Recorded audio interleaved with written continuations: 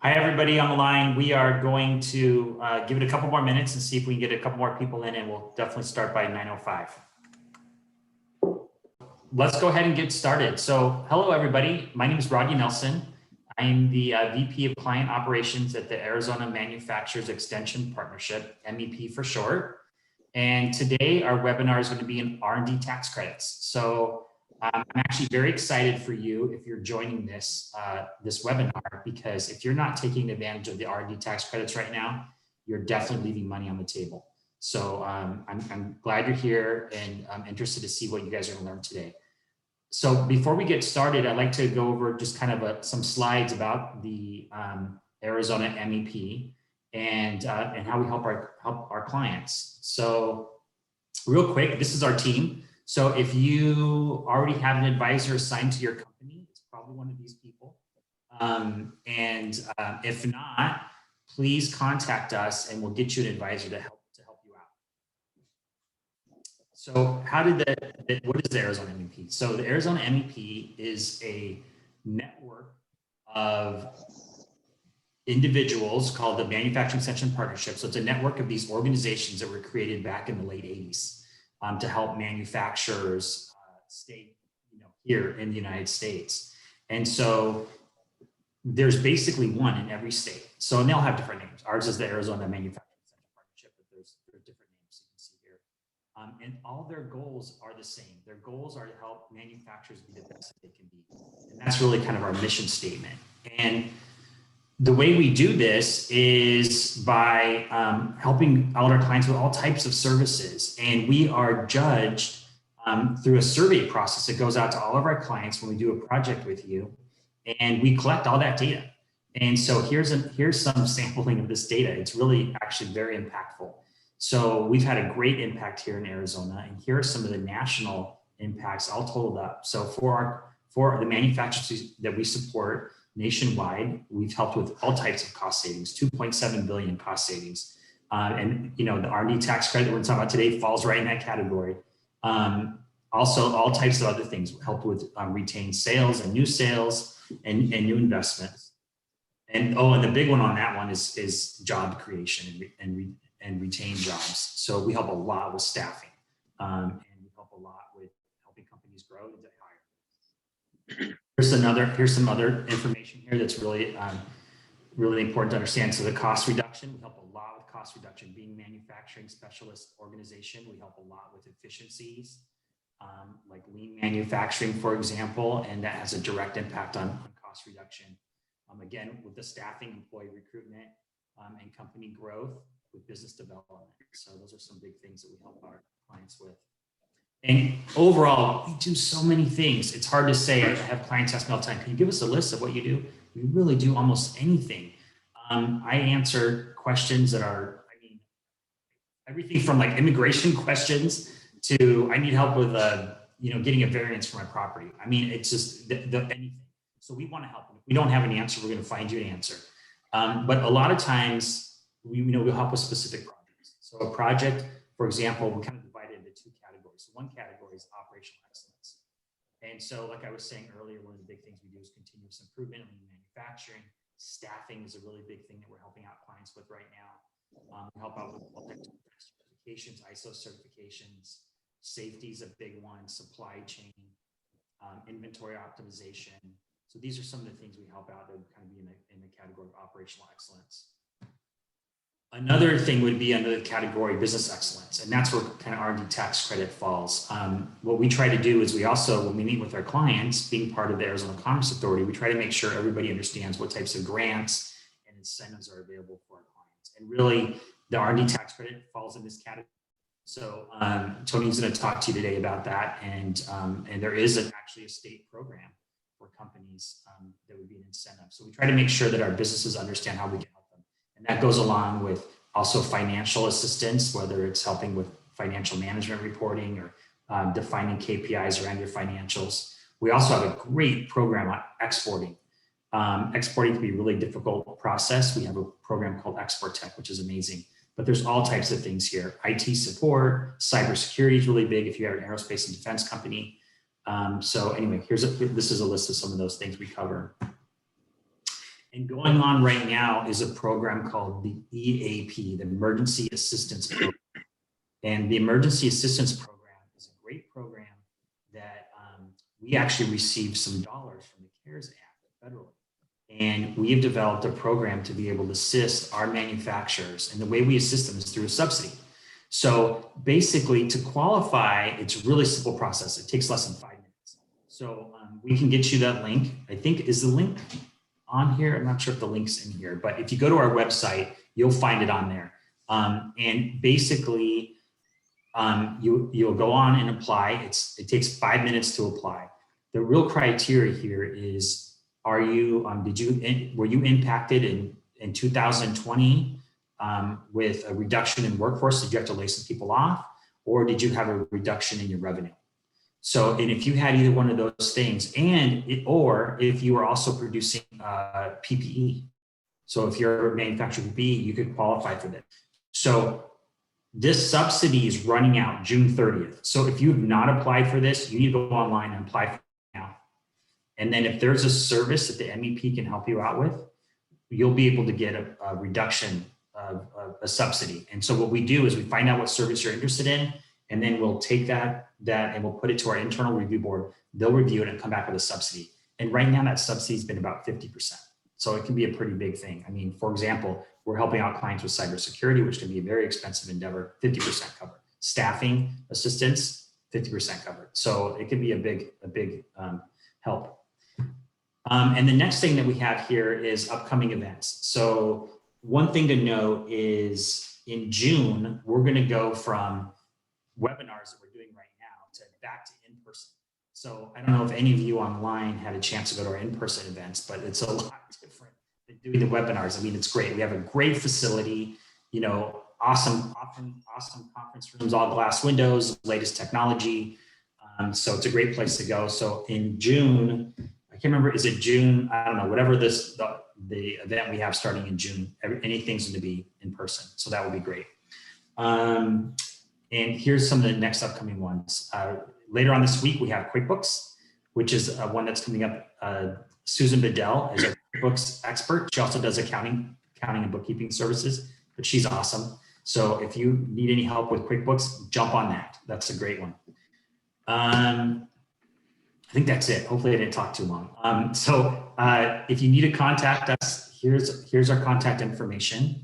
And I think some quick housekeeping things is we want you to hear your questions while we're talking, because as you can imagine, you know, anytime we talk about financial stuff, I hate to tell you, Tony, but sometimes it can be a little boring. So if we can get some interaction, let us know what questions you have and we'll answer them. So to do that, just go down to the bottom of your screen, see where it says Q&A, click on that, ask the question. I'll interrupt Tony and ask him the question so we can get clarification on that.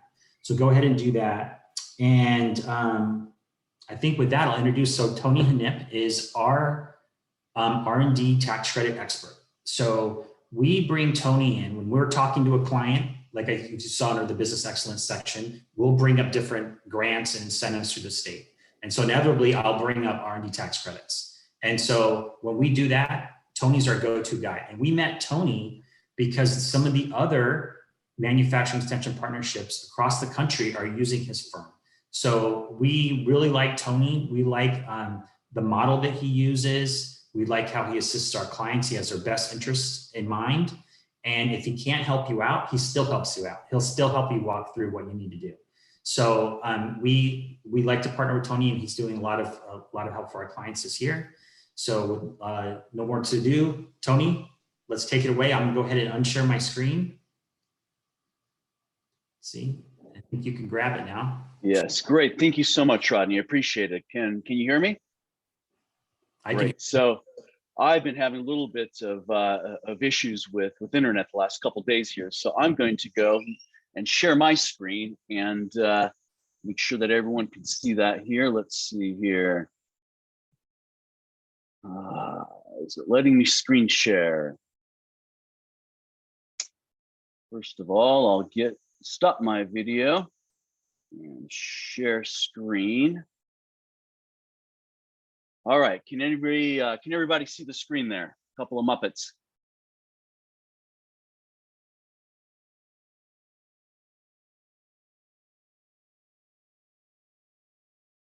Rodney, can you hear me? Sounds like you can't hear me. Can you hear me? I can hear you, but now I see all Okay, this chat, so my mic isn't working so hot. So. Okay. Can you see the screen? Yep, I can see the screen. All right, I'll continue then. So this was my idea of what the R&D tax credit was about before I started working with the R&D tax credit 15 years ago. I always thought it was something that's very high tech, very mixing chemicals and these kinds of activities. What I hope to impart, if anything, the major thing is about the tax credit itself and how it's so much more than research and development as most people think.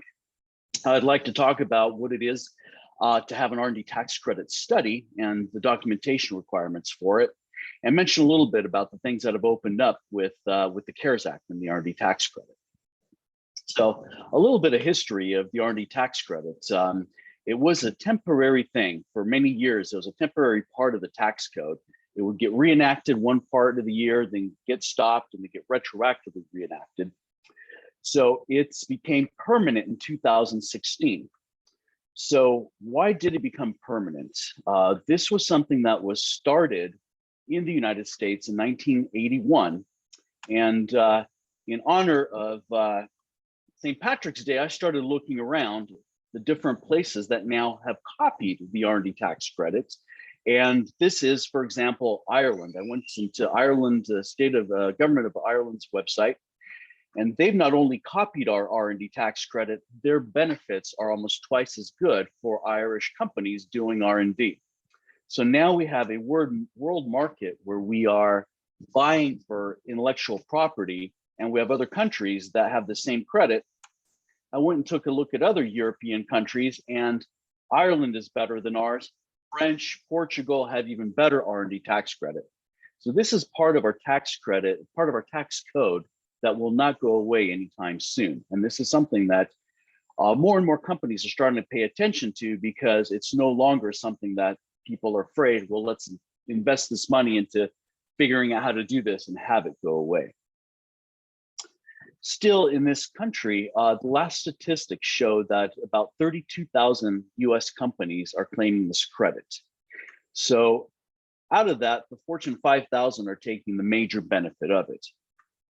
So here you have this Pac-Man, and the biggest companies here are companies with 250 million or more in assets. Now, if you take this Pac-Man and cut it in half, that represents 100 US companies taking 5 billion of the $10 billion that was credited back last year. The other thing to note about this, this chart is you have companies here that have less than $100,000 in assets that are also claiming this credit. These companies right around here, the smaller companies, should be taking this credit, and it's very easy for them to do. When Rodney mentioned earlier that I can still help companies out even if they don't need to work with a firm to help them capture this credit, I'm very happy to sit down, spend an hour with your CPA, walk you through, if you're a 1 or 2 person company, to show you how to claim this credit, just like the Fortune 500 do. So it is a bit of paperwork. So the government statistics say about 15 to 20 hours, and that's actually of actual paperwork time. It can be a lot more if a company doesn't know how to do it. So what we do as a firm is, our promise to our clients is there's that investment that you have to do the first year in order to put a system together to capture the credit. But in following years, it's going to take 15 to 20 minutes per person involved in R&D in your organization. So if your organization has 100 people, you don't use 100 people that do R&D. Maybe just 10 people are involved in this R&D process. It just takes a couple hours and your company can claim this credit. So it's important to note that this is more of an engineering exercise than an accounting exercise. Often our lead point in an organization is the controller or CFO, but they just kind of manage the project on their side. Most of the work is done by the operations people in an organization. And also, one of the things that is interesting about this is on the taxing authority end, it's typically, if your credit is substantial, the IRS will not send in a CPA. They will send in an engineer to go over and check how a company came about in claiming this credit. So my background is process engineering and not tax. We do have tax experts on our staff, but again, my background, I've been involved since the 90s in strictly manufacturing. And often a CPA firm will come in and visit a manufacturer once a year, if that. Usually a manufacturer company owner will go into the CPA to do the work. And MEP is really out front and out and looking at the processes at a company and really understands which clients have the ability and which clients have the activities that qualify for this R&D tax credit. So the other thing that a reason why companies don't claim this credit is because CPAs have butchers and bakers and all other kinds of clients. It's the candlestick makers that really qualify for these things. It's the manufacturers that qualify for this credit. So it's very rare that most CPA firms have engineers on staff and have the wherewithal and the understanding that a company has activities that qualify for this. In the past, the R&D tax credit did not reduce taxes below alternative minimum tax. As of 2016, it now does. So a lot more businesses can qualify for it. Also now startup businesses or businesses that may have had losses, we've had a number of those that because of the shutdown have had losses, they could be in a circumstance where even if they're not paying federal taxes, they can use this R&D tax credit to offset payroll liability. So even if you're not paying federal taxes, you can still claim this tax credit and help out in your cash flow for your business. A little bit about the firm that I work with. I've been with them for 16 years now. We serve about 1% of all businesses claiming this credit, which it's really not that much. It's that's just over 300 clients that we have. Like I mentioned, there's less than 35,000 companies claiming this credit in this country. And one of the big four accounting firms a couple of years ago surveyed Southern California companies, and the results of their survey was that more than 15,000 companies in Southern California alone, if they claimed this credit, would have received at least $15,000 in benefits. So this remains a highly underutilized tax credit. Now, I typically present to CPA firms. I teach them enough about this credit so they have an understanding of it. So because this is not a CPA firm where I'm presenting to, I need to say this disclaimer that no content should be construed as legal or tax advice. We work with CPAs. We're not a CPA firm. We're an engineering firm, and we always ask, please consult with your attorney or tax professional regarding your specific legal or tax situation. So I mentioned earlier, 1981 is when this tax credit started. When it started, it really was for Nobel Prize kind of research. It had to be something new to the body of science. Now, what happened in the dot-com crash about 20 years later is you had suddenly so many different people that were a lot of educated people that came from overseas, a lot of people here getting their PhDs and master's degrees from China, from India. And suddenly the economy crashed, and the threat was they're going to go back and start competing businesses. So what happened at that time in 2001 was this no longer had to be new to the body of science. It just had to be new to your organization.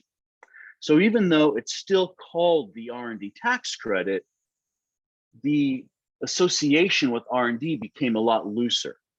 It became so the idea was no longer to have something new to the body of science, but to have something new that you can do. So even if your competitor across the street has figured out a process, you're trying to figure it out, you still have the incentive to do that in this country. Like I mentioned earlier, alternative minimum tax is no longer a limitation to businesses with less than 50 million in average gross receipts. And startups and other businesses with less than 5 million in annual gross receipts can receive up to $7,347 per employee in offsetting payroll taxes. And Form 8974 is that what that applies to. So the R&D tax credit is a misnomer. Just like pencils don't use pencil leads anymore. Tin cans aren't made out of tin anymore. And carbon copies, those are all done electronically with Xerox machines and such now. The name continues. It's still called the R&D tax credit. And people still think, I hear every time, not every time, but every week, I should say, I hear a company saying, we don't do R&D. Guess what? If you manufacture and you're continuing to be successful in this country, you're doing activities that qualify for the R&D tax credit. It is an incentive to keep those kinds of businesses here in the United States.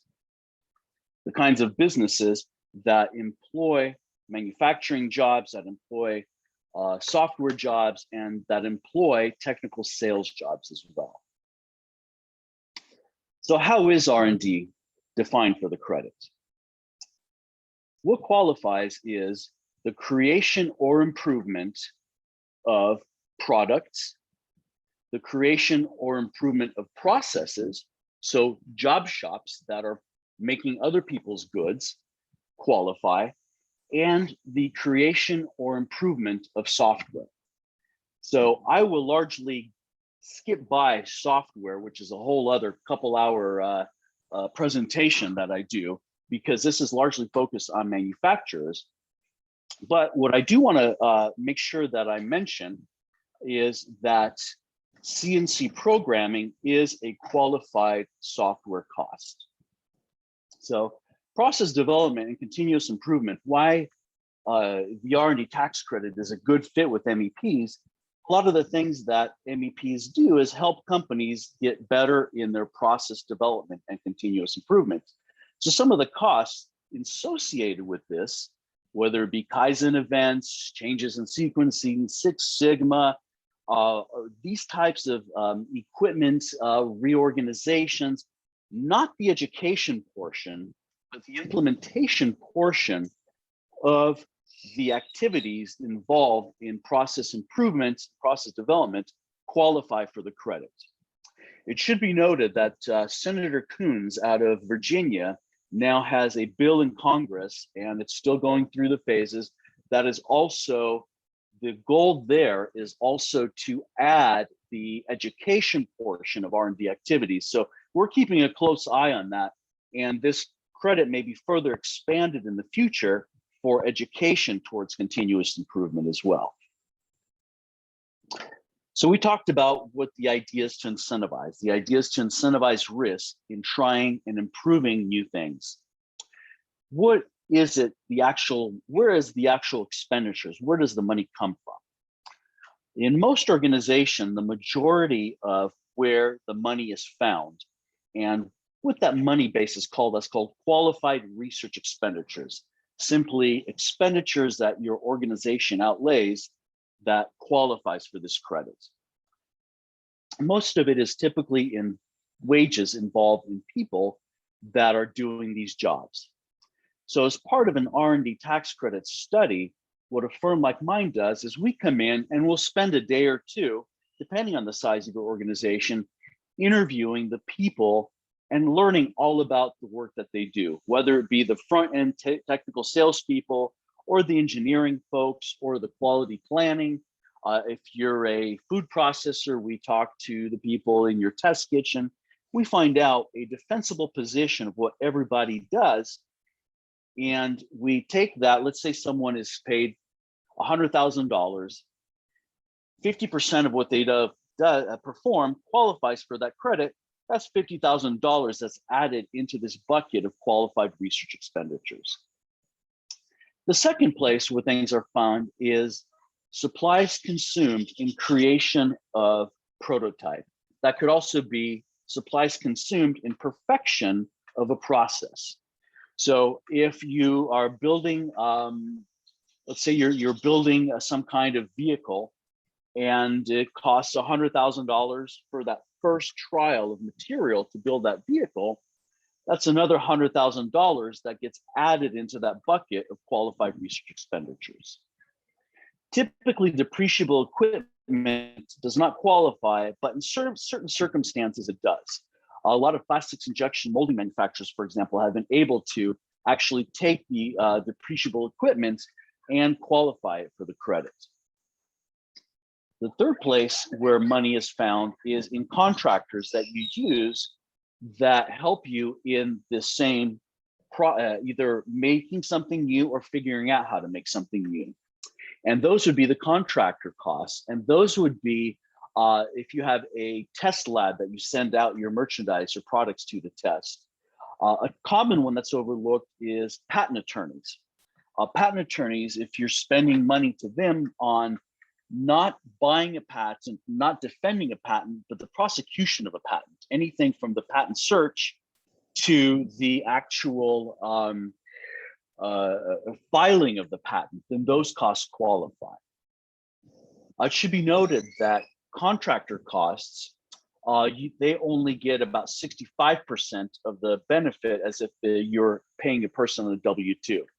So for example, if you have an in-house engineer that you're paying $10,000, $10,000 can be added to those qualified research expenditures. If that person is their own firm, only $6,500 of that $10,000 is added to your research expenditures because the government considers the other 35% to be overhead for that business. Now, let's say all these costs add up to $500,000. You don't get $500,000 off your taxes. That $500,000 adds up to about 6 to 7%. So if you have between your wages and your contractors and some material costs, $500,000, you're going to save about $30,000 on your taxes, $30,000 to $35,000 on the federal taxes. And that's not a deduction off your taxes. That's in addition to the deduction you're already taking for these costs. That is a dollar for dollar reduction in your tax base, in your tax cost. So there are 4 rules that need to be met in order for this to be considered, that is R&D that belongs to you. First of all, it has to be for your business. For example, I mentioned that patent attorney earlier. A patent attorney if they're making a patent for someone else's business, that's not their permitted purpose. It has to be something done for your business. Otherwise, you're a contractor for someone else's R&D. The other 3 things kind of go together. It has to be technological in nature. One thing that doesn't qualify that people often mistake for qualifying is management sciences. If you're figuring out a better way to sell something, that doesn't qualify. It has to be technological, so it has to be based in science. And along with that basis in science, there's often a technical uncertainty at the start. You can't really know the answer because you have to experiment and use the scientific method to achieve that answer. So often I speak with engineers and they say, well, I knew right away that, that this was going to be successful. It just took me 6 months to figure out how to do it. So it has to be technological, has to be an uncertainty there, and it has to be, you have to use a process, what you kind of learned in grade school, the process of experimentation, scientific method to figure it out. And then again, it has to belong to your organization. Otherwise, you're using contract R&D for someone else. Other examples of contract R&D are if you're an electrical engineer that is hired by a contractor, it's probably the contractor's R&D that's the electrical engineer, not your own. If you're a test lab testing someone else's product, that's your client's R&D. There are additional requirements to software that will be, I'm certainly more than happy to answer questions offline. They are a little bit higher of a threshold, has to be more innovation involved. The important thing, again, for manufacturers to note is that CNC programming and then some website design activities qualify. Also, things that can be embedded if you're doing a medical device with some software involved in it, installed in it, for example, or you're doing a vehicle with some software. Those activities, software activities, typically qualify as well. Hey, Tony. Yes. I got a question. Could we maybe, because I think there's only a few people on here, if we could just have people go ahead and chat or do the Q&A and tell us what industry they're in, and then maybe before we're done with the slides, you could give examples of some of those industries and what might qualify. That would be great, Rodney. I'd appreciate it. I don't even know if anyone hears me with that. Yeah, Thank you. Yes. Could everybody go ahead and chat us just what your industry is so that Tony could look at those before and he can give you some examples of what would qualify. Thank you. All right, Tony. Did you get the chats? No, I didn't get the chats, but you could keep going and then we could see if what people Fantastic. say.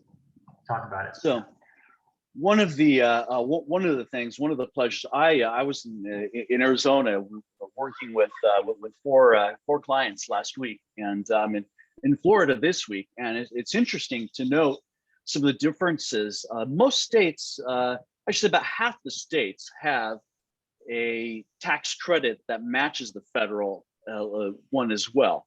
So in Florida, where I am working this week, it only works for C corporations. So most businesses, most manufacturers don't get to claim the R&D tax credit. The state of Arizona has an incredibly generous state tax credit as well. The interesting thing is it involves some different metrics. It's all based on the federal one, but some of our Arizona clients receive a higher tax credit from Arizona than they do from the federal ones. And sometimes they don't receive anything. But what I found working with different companies is I've seen the state of Arizona be very, use the folks that are luring companies into the state are really being able to use this tax credit to lure companies from Nevada, Washington, Oregon, California. But yeah, it's something that if you're in Arizona and I say 6% of that cost, you could get another 6% benefit from the Arizona tax credit as well. Hey, Tony, let me interrupt real quick. We do have some questions, but I mean, you can finish your thought, but we have some questions. Great. Give me about a couple more slides, and then I've educated everyone on what I have to say, and yeah, a couple more slides, and I'll open it, Rodney. Thank you. Okay. The other interesting thing in Arizona is companies that have less than 150 full-time employees can may not have a tax liability at all. They've either had a rough year because of COVID, or they've had other we have a client we just started working on that's had a great year and has been very generous in giving out a donation, and so they're not having a tax liability this year. But certain circumstances, if you're not paying the state of Arizona money, you can actually get a check from the state of Arizona for 75% of what you normally would have been able to save in the Arizona tax credit. The interesting thing about this is that Arizona allows only $5 million on a first come, first served basis. So the company really has to have their ducks in a row at the start of the year, and kind of January 3rd is typically the first business day, but apply online for it at that time. So our advice is for smaller companies that have never done the R&D tax credit, let's say they wanted to apply for the 2021 refundable tax credit. They could probably start in December and get this done and have a good chance of applying for it. For larger companies, it's still a lot of work to get all your ducks in a row. So if you're a larger company, say 20, 30 people, even 10 or more, if you've got some complexities going on, you'd want to, even if you might not get a benefit, apply for the R&D tax credit with your federal 2020 filing that's for some was due on Monday. For some's due April 15th and can be on extension. But then you'll be really key and have a really good basis. So there's not a lot of work. And for 2021, you could right away have all your ducks in a row and be able to get money back, check back from the state of Arizona if you apply for the 2021 tax credit. So the 2021 tax credit is based on your 2021 R&D activities, but you're actually going to apply for it January 3rd, 2022. So I'm happy to answer. There's some things also that the ACA has some great information on the refundable R&D tax credit. Here's just an example of a client of ours that has facilities in two different locations, in Ohio and in Florida. So here, their federal tax credit was $61,000. Their Ohio tax credit for the same activities was only $3,300, and their Arizona was nearly more than 10 times as much, just to illustrate that Arizona has one of the better matching state tax credits. So I'm open for questions at this point, Rodney. Thank you so much. Okay, well, I think there's a couple. Can you hear me? Yes, I can. Okay. So there's a couple things. One question, let's go back, is what impact does SBIR funding have on the R&D credit? Excellent question. So phase 1, phase 2 SBR funding, the general rule is you cannot double dip.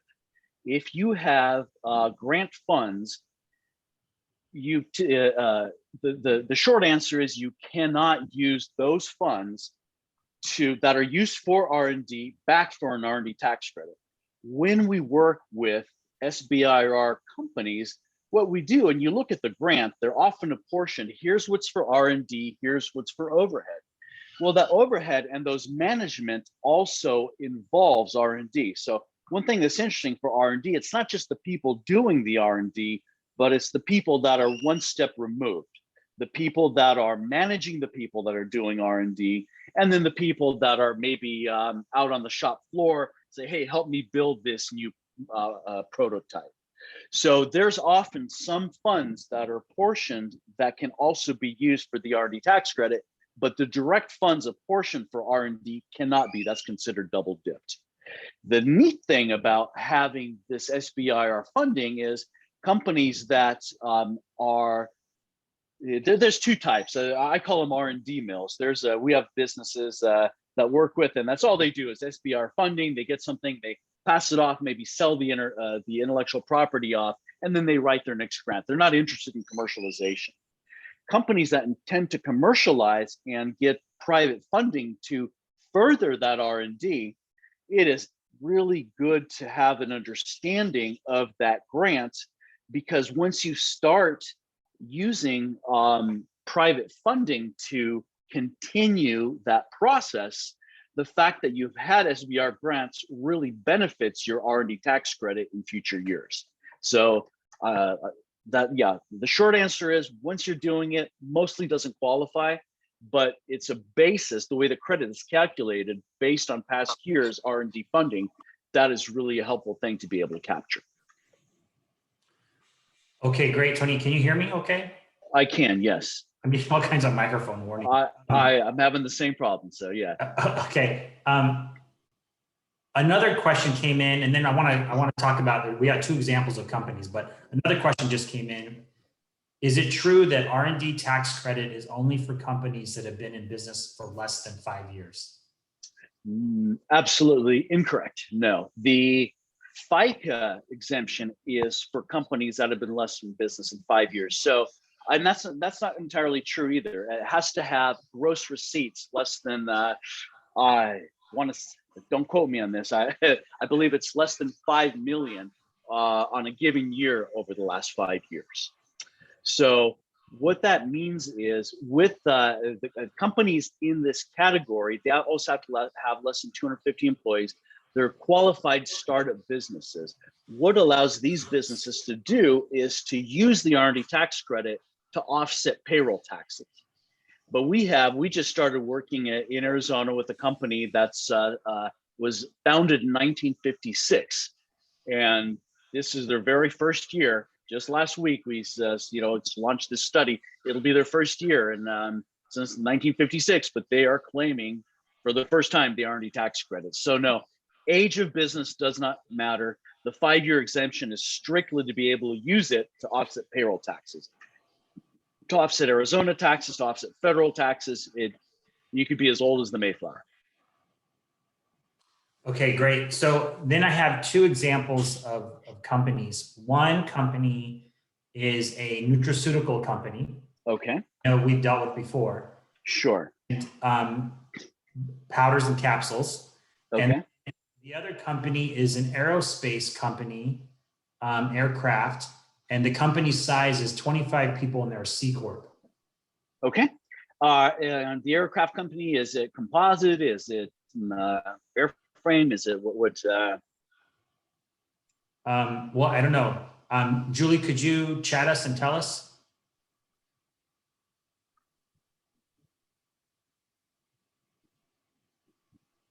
Well, she's chatting us and telling us. Okay. Okay. I'll let me run through a couple more slides, and then I've got some examples, case studies of an aircraft.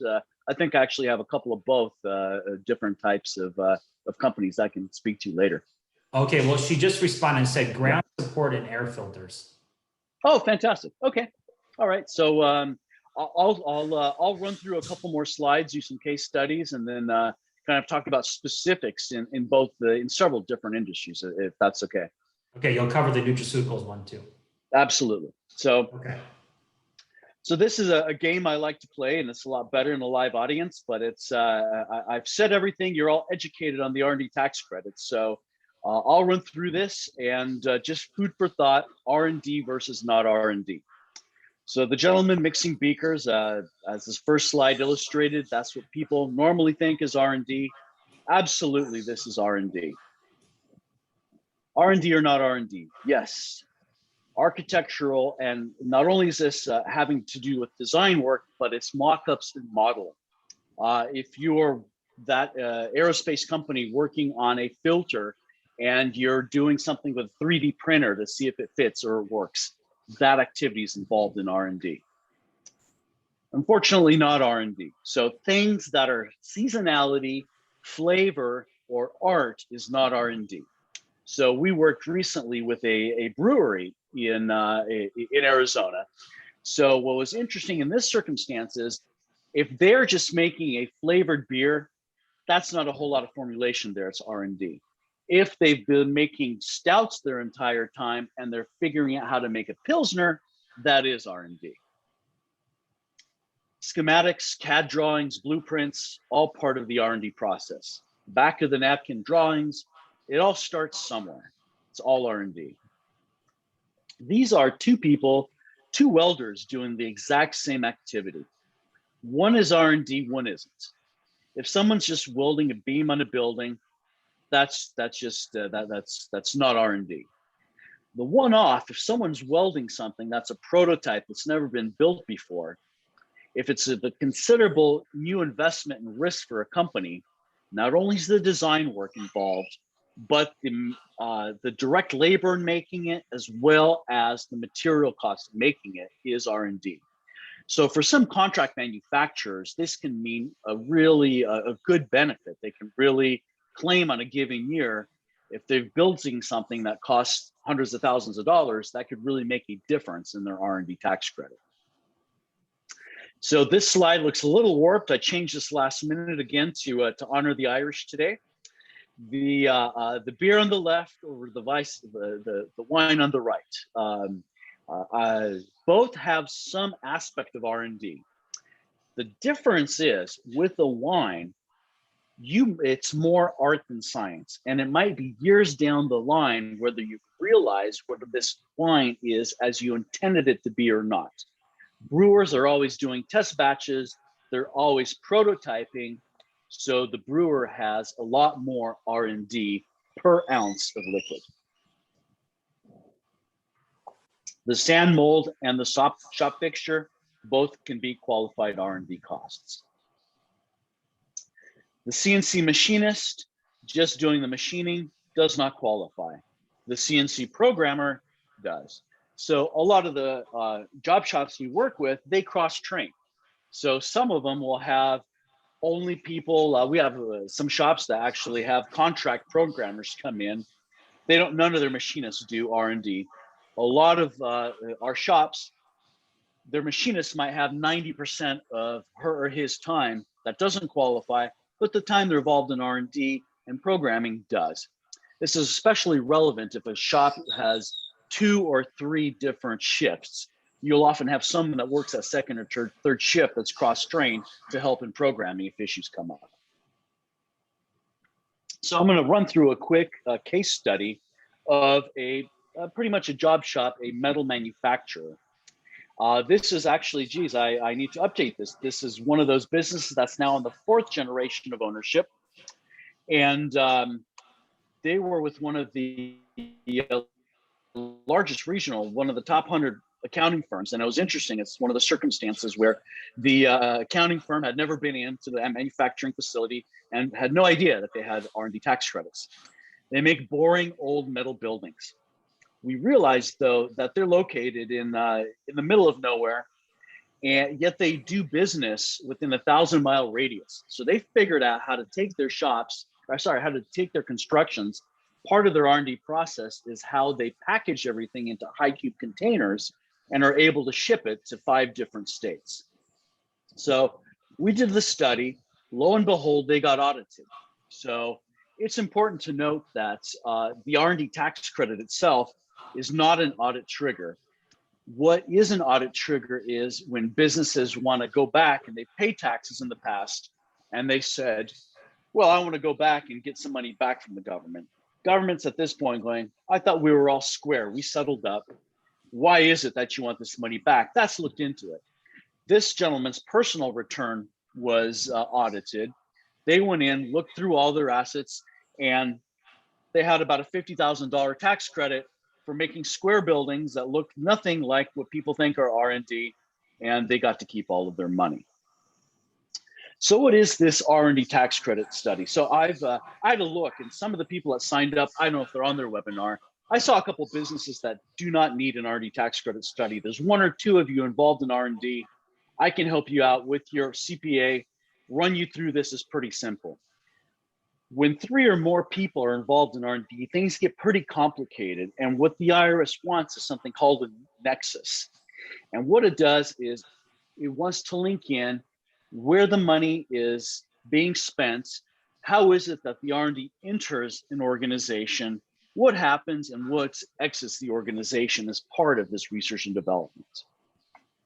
So when we come in, often companies will have project-based accounting. Especially we work with a lot of defense contractors, and they have to have project-based accounting.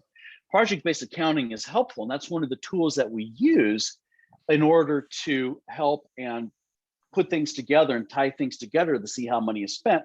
However, what that overlooks is a lot of the things that qualify for R&D, a lot of the meetings that qualify for R&D, a lot of the sales call that qualify for R&D, and a lot of the overhead and management that qualifies for the R&D process. So what we do when we come in and do a study is we capture employee testimony.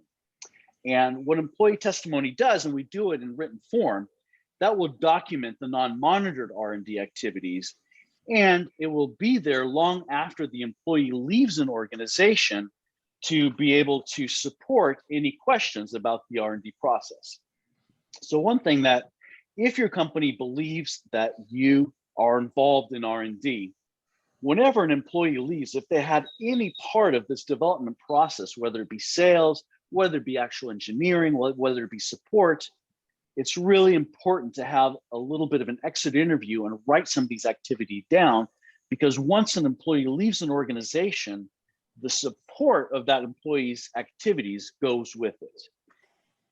So I'm going to run through here of a company, and this company has long since been sold. I used to not be able to mention it by name, but I can now. It's called Timberline Connectivity. They make boring connectors for companies that, pardon me, boring activities for companies that that make unmanned aerial vehicles. So they make connectors for them. Now, this company had claimed the credit before their CPA firm brought us in. And they had activities throughout the organization, but they were only capturing it in their design area. It was only their engineers that were capturing it. So they had sales department, they had management that qualified for it, they had the machine shop that qualified, they had all these sections that qualified for it, but they only had one section. So when we came in, what we noticed that their founder was very involved in R&D. I use the example of 1985 Bill Gates, not 2015 and on, he was giving away his money, but their owner was making $250,000, highly involved in R&D.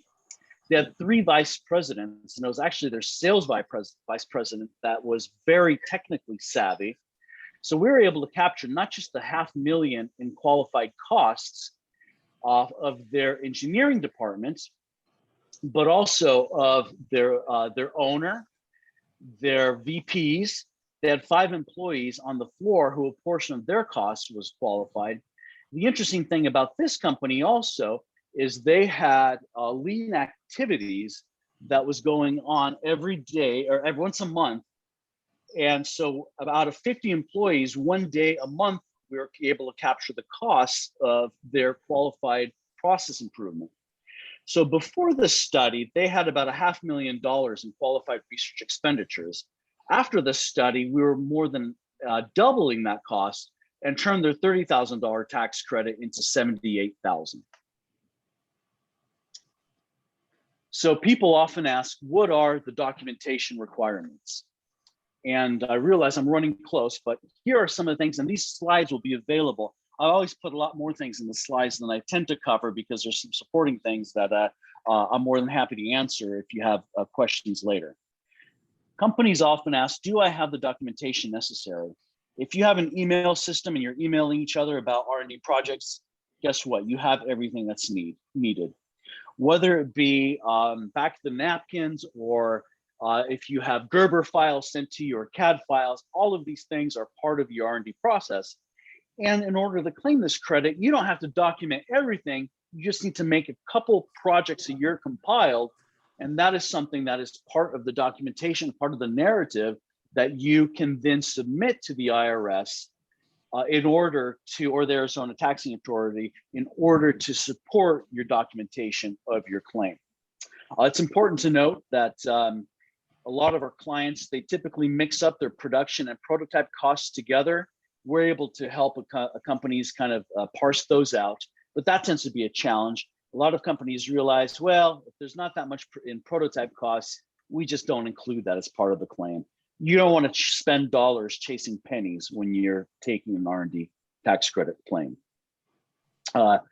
So there's a couple of tax court cases that are the basis of this. And this, again, mostly if you want to share with your CPA, if they have any questions, it's pretty much reading that'll put you to sleep if you have sleepless nights. But I include these for your reference.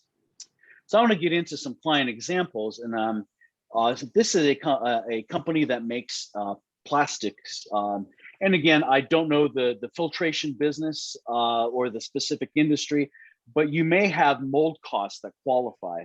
What's really interesting in mold costs, and if you're an aerospace business, I imagine you're not using it for your own aircraft, you're using it and you're creating molds that belong to your clients.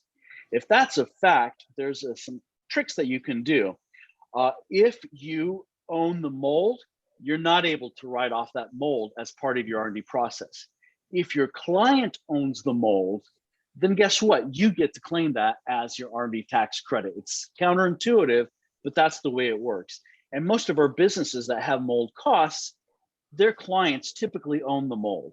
And it doesn't mean that there's a line item that says this is the mold charge. That can be the case, but more often what we see is they're going to charge per piece price attached to that mold. So one of the things, and feel free if there's a comment there, and you have more questions about molds, and I can kind of talk more about that, but that's certainly something that can be a substantial cost and substantially add to your R&D tax credit. Metal benders, job shops, and these again are all client examples of real clients. If there's ever an interest, I'm happy to put someone in contact with these clients or 200-300 others. We're very open. We ask every client to let us use them as a reference. Not every client agrees, but most clients are kind enough to do so. If you're making what I call either the construction of the PCB board or an EMS, electronic manufacturing system, if you're putting parts onto circuit boards, there's a lot of design costs. The Gerber file that you receive from your client, that's their R&D. Figuring out how to make it in the best, most cost-effective way, that's your R&D. There's a lot of value-added engineering that goes on in the R&D process. Companies that do things dealing with whether it be the labels themselves or whether it be the machinery for the labels, there are certainly embedded costs in this kind of activity. Anytime you're making any kind of a vehicle, there's not only the costs that occur in the vehicle itself, but you have all types of different testing costs as well. Rodney, I don't know if I have, oh yeah, here's also another aircraft company that works with composites. Composites are an interesting industry because sometimes it's very high tech. This particular company, it's great. They have a staff of maybe 20 or so, and I don't think between the 20 of those employees, I don't think there's a ton of in weight. There are a lot of the little Vietnamese ladies that work on these composites, and they crawl around and they're actually making the framework for these composite aircraft. And very skilled, but also very small to be able to be on those frames and making composites. But all of those material costs, they have on a given year very good prototype costs that they can include. Another example of a metal shop that does everything from the prototypes to the CNC machining to the technical sales, qualified activities. Another aircraft. I should note that a lot of Arizona businesses are NADCAP certified. Now, the cost of maintaining the NADCAP certification does not qualify the licensing fees that you pay. And I know a lot that can be frustrating in a year like this when aircraft business has gone down to keep that certification. But what you're working and the process improvement towards that certification does qualify. Here's a processing equipment company. This company does not actually make their own tanks, but just designs the processes of it, the filtration systems as well, and that does qualify. HVAC companies, a lot in Arizona based on your climate. So the planning, the engineering that goes on with the HVAC systems themselves, not only the mechanics of it, but the controller, the air controllers, all of these activities qualify. Last example I have is clients that are part of the SEMA, Specialty Equipment Manufacturing Association. These companies, every time that Jeep, for example, has a redesign, they have to redesign their equipment in order to be able to match the new designs. So SEMA companies typically have continuous R&D costs. Rodney, I thought I might have had an example of one of the nutraceutical companies on here, but to speak to nutraceutical companies, I'm going to try to get my dates right. Things really changed with the Affordable Care Act, and most businesses didn't realize this. I want to say it was during Obama's first administration. But what's the change there was, and I'm sure the client on the other end, if they were in business at that time, the CGMP processes, nutraceuticals were not held to the same standards as pharmaceuticals. But as part of that $1 billion Affordable Care Act, one of the changes was a lot higher standards and regulations. Boy, it seems like long ago now. So yeah, I guess it's 15 years ago or 12 years ago, 13 years ago when Obama was, I think when that started going through. But I think the nutraceutical company will remember if they're in business, but the standards changed a lot So nutraceutical companies are held to pretty much the same standards now that pharmaceutical companies are. And so we have a number of nutraceutical clients. I've been at this 17 years, 15 years with R&D Consulting. And the first client with R&D Consulting was a nutraceutical company. Still clients, metabolic maintenance products is the business. And what's interesting with nutraceutical companies is you have this particular company and a couple other ones. They have a network of physicians that they work with, and they actually, some of the costs that they incur is the samples that they send out to their and some of the studies that they've done with the different physicians. So they've also worked with universities. There's sometimes tests that they do, a wide scale test on a new compound. So those costs qualify. The formulation costs themselves. They had particular issues this year because they had large supply chain disruptions due to COVID, and they were getting a lot of things out of Malaysia, not so much out of China, but they had to reformulate a lot of their products and retest them because of the pandemic and disruptive issues there. So nutraceutical companies, as well as food processors, and actually really all kinds of industries, had these COVID disruptions that incurred extra expenses for sourcing and testing costs related to the pandemic that were also R&D related. So any other questions out of the audience? I know we've kind of run up at that hour. Well, I think one of the attendees that was asking about, she was talking that they're in aerospace and defense, and she said ground support and air filters, and then she also stated that all the tooling's theirs. So could you? I think most manufacturers, I know when we go talk to companies that are doing manufacturing, I know that we talk a lot about the fixturing and that types of things. Yes. So great question. So the tooling costs, so there's two components to the tooling costs. There's the engineering component of it, where you'll have a tool shop. Now, it doesn't matter the ownership of those tools. It doesn't matter the engineering cost behind those tools. That is going to be something that we capture when we come in, do the R&D tax credit study, and we interview the people in the engineering, in the tooling department. So those costs, whether they belong to the client or they belong to the business or to their clients, the costs in creating those tools, the engineering costs qualify. What qualifies if the tools themselves belong to the client is if they belong to the organization building it. For example, this aerospace shop, you're going to depreciate those. And so depreciable goods cannot qualify. If they belong to your clients, your client will depreciate them. However, the R&D behind them is yours. So you get to collect not only the engineering costs behind it, but the costs of the tools themselves. So for most tools, that might not be that much. For some tools, for plastic injection molds, sometimes the dies, the tools behind those, the molds themselves, could be $250,000. So those kinds of costs, it's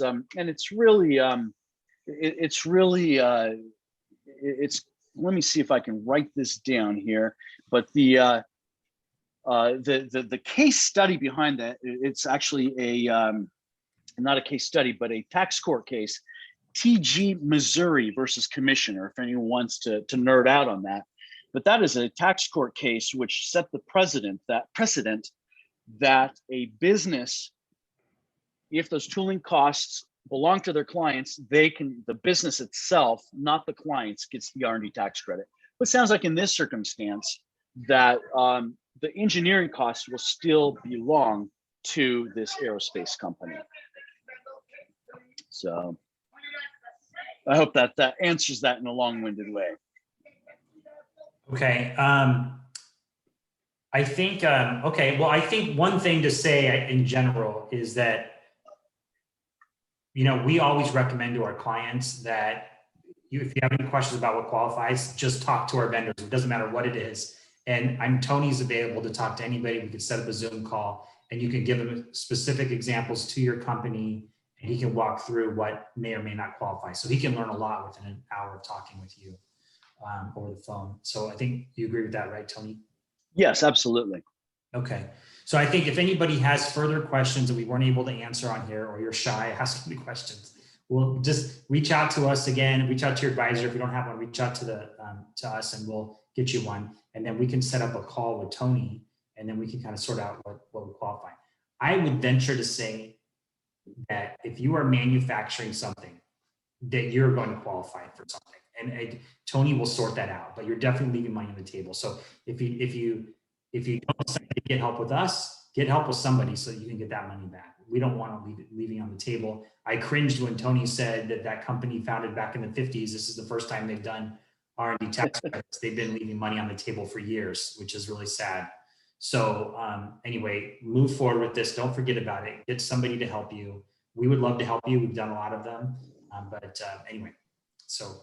And so this presentation will be up on the website, correct? Or downloadable? I think Sarah emails it out to everybody, although she'll okay. So no, that's correct, Rodney. I'll send it out to everybody when I get it back. And then what I've included on this presentation is some examples of some documentation process, some other things that will breed questions. I want to get through what I believe is the most important and relevant to those in the audience. But if there are questions based on some other slides, next week is sorry, not this week, the week after next, I've got time on my hands, typically revolved around taxes. Please don't ask me a question the second week of April, but the next couple of weeks, I'm happy I should be able to get back to you by email in a day or two, or a phone call. I have no problem to chat. Okay.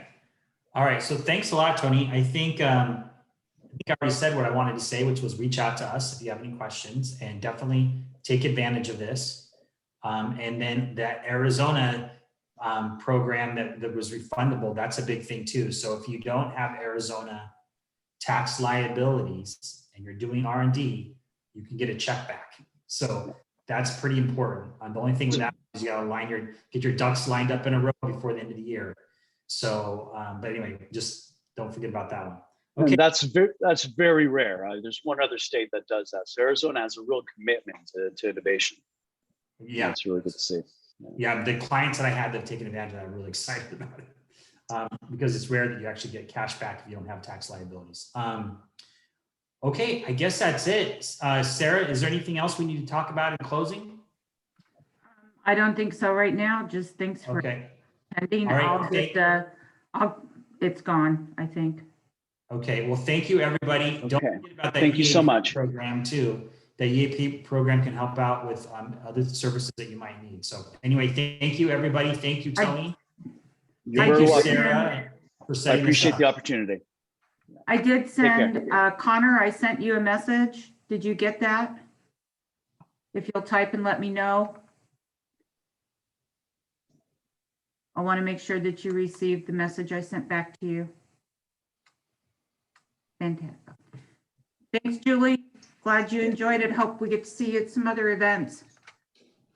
All right. Thank you all. And thank you. Tori's in the background working for the ACA. Yeah, thank you, Tori. She's gone. Oh, she's gone. Nice afternoon. Okay, never mind. It's just me now. You're just stuck with me. And me too. Bye-bye. Have a happy St. Pat's, everybody. Okay. Thank you. Bye-bye. Thanks, guys.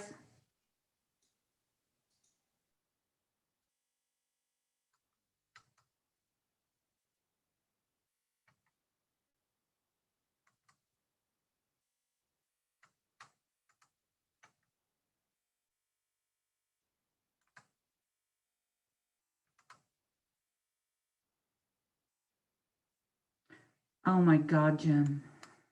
Goodness gracious.